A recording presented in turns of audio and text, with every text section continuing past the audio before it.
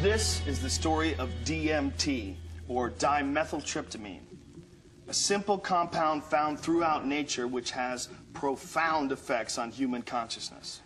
DMT, even though it's the most powerful psychedelic drug known to man, it's in every single ecosystem all over the world. It exists in plants and grasses, and it's everywhere. I mean, it's really the craziest drug to be illegal everywhere because everyone's got it in their system. It's like everyone's holding. That was like Terence McKenna's line. Yeah, and it's pretty intense stuff, man. If you do it, you will talk to intelligent beings from other dimensions, for real. I mean, it sounds crazy. You would think that if there's something like that, that it would be on the front page.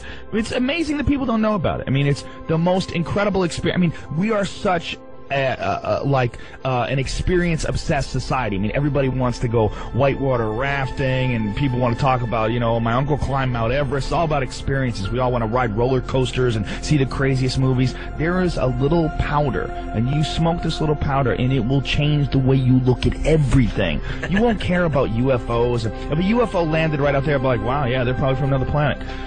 Whatever. It's not DMT. DMT is 100,000 times crazier than that. It's like mushrooms times 1,000,000 plus aliens. That's what it's like. And literally, I mean, it sounds, it's crazier than you could possibly imagine or describe. If you take DMT, you will communicate with something. And it's so beyond description that me talking about it is like trying to explain a kaleidoscope to a blind man. I mean, it just doesn't make sense. Like, there's no way you could explain it. I mean, it's so beyond anything you can explain. But something communicates with you when you do this stuff. And my words do it no justice. The craziest thing about DMT, because DMT is literally like having a meeting with God. It's like having a meeting with divine, unbelievably wise, incredibly loving energy, like whatever it is, the source of everything. And it leaves you so humbled that after it's over, you have it's like literally like you're still you still look like you still wear the same clothes you are, but you're not really you anymore. I mean, you literally have been changed. You know, you have experienced something that very few humans experience. And the thought to me that people can go through their entire lives and not know about this is an incredible waste of time. It's like your life could be so much more positive and so much more interesting and fascinating, and you would be so much more humble and aware of what you really are and where you really stand if you just have this experience. The crazy thing is you can get alcohol everywhere. You can go to Duane Reade and buy a jug of wine and get effed up. You know? I mean, we have drugs that are available. I mean, how many times you talk to a girl, oh, I don't do drugs. Meanwhile, she's hammered, smoking a cigarette. You know, I mean, everybody, there's drugs, caffeine. I mean, I'm drinking a coffee right now. It's sanctioned. It's a sanctioned drug because it's great for capitalism. It keeps you going, it keeps you working. But there's there's drugs out there that are actually good for you. There's drugs out there that are actually good for your mind.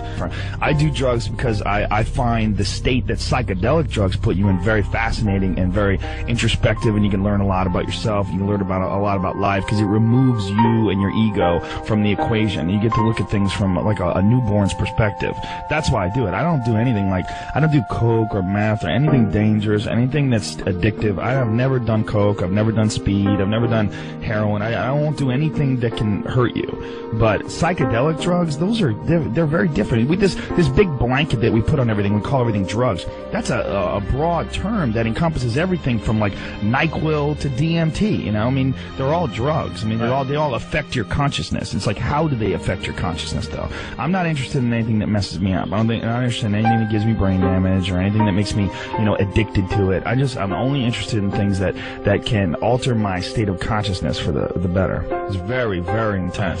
But it's not dangerous. It's a human neurotransmitter. It's actually one of the most transient drugs ever exhibited in the body because your body brings it down to baseline really quickly. Your body brings it down to baseline in like 10 to 15 minutes. It's really crazy. What's that mean, down to baseline? It means, like, say if you have it, you're high, you go to that dimension, whoa, it blows out, and then whoa, 15 minutes later, you're back normal. And the crazy thing is, it's just like dreams. You know, you wake up, and you're like, I had the craziest dream. It was me and my buddy Mike, and we were kids, but we had a sled, and my mom was there.